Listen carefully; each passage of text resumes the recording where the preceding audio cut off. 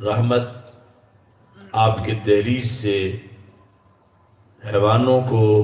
جس انداز میں ملی اور انہوں نے جس انداز میں آپ سے محبت کی اور پیار کیا کہ مینا کی وادی اس بات کی گواہ ہے کہ جب رسول اکرم صلی اللہ علیہ وسلم حجۃ الوداع کے موقع پر قربانیوں کے عمل کے لیے کھڑے ہوئے تو لائن میں اونٹنیوں کو کھڑا کیا گیا تاکہ باری باری رسول پاک صلی اللہ علیہ وسلم ہر اونٹنی کو اپنے ہاتھ سے ذبح فرمائیں۔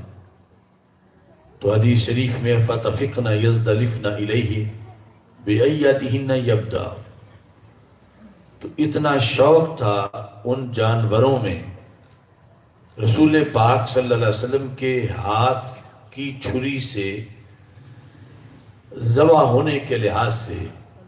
کہ ان کے لیے انتظار مشکل تھا کہ دوسرے نمبر پہ ذبح ہوں، چوتھے پہ،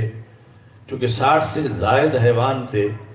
اونٹنیاں تھیں۔ تو حدیث میں فَتَفِقْنَا يَزْدَلِفْنَا إِلَيْهِ، ان اونٹنیوں نے لائن توڑ کے رسول پاک صلی اللہ علیہ وسلم کے ارد گرد دائرہ بنا لیا اور ہر اونٹنی